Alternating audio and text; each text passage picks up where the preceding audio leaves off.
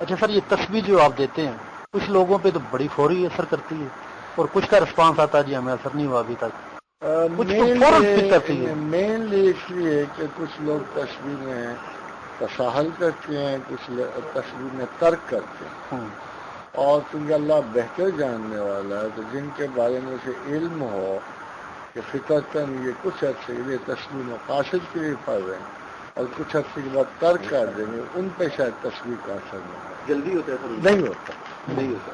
لیکن میں نے تو سر یہ بھی دیکھا ہے جو بڑے ریگولر پڑھتے ہیں ان پہ اثر نہیں ہوتا، لیکن جو ایسے ہی رینڈملی کوئی پڑھتے ہیں کہ ان کے سارے کام پڑا پڑتا ہے. اس کی وجہ یہ ہے کہ وہ تسبیح کے مقاصد پہ اور دنیاوی نظر رکھتے ہیں. جی دنیاوی اور نظر کچھ جو خدا کی محبت والے ان پہ جلدی اثر اس لیے نہیں ہوتا کہ ان کی تعلیم و تربیت مراد ہے.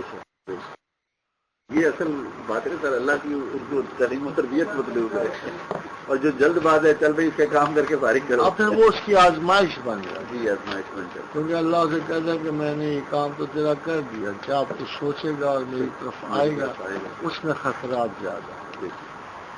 دوسرا سر آج کل یہ جادو ٹونا بندش رکاوٹ بڑا چل رہا ہے، گلی کوچے میں چل رہا ہے، اور لوگ یہ کہتے ہیں کہ ہم نے جی چاروں کل پڑھے یہ پڑھا سورہ رحمان پڑھی پھر بھی اثر نہیں ہوا. آسان طریقہ یہ ہے کہ ان تمام جادوگروں کو بند کر دینا چاہیے اور پھر ان سے کہنا چاہیے کہ اپنے تعویذوں کے ذریعے سے اپنے آپ کو کھول.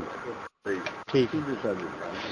جو لوگ یہ کہتے ہیں کہ ہمارے اوپر اثر نہیں ہو رہا جی، ہم نے قرآن بھی پڑھا، ہم نے تسبیحات بھی پڑھی، یہ وہ لوگ ہوتے ہیں جو اتنے گہرے آبسیشن میں چلے جاتے ہیں وہم و وسوسہ کے، کہ ان کو قرآن پہ اعتبار نہیں.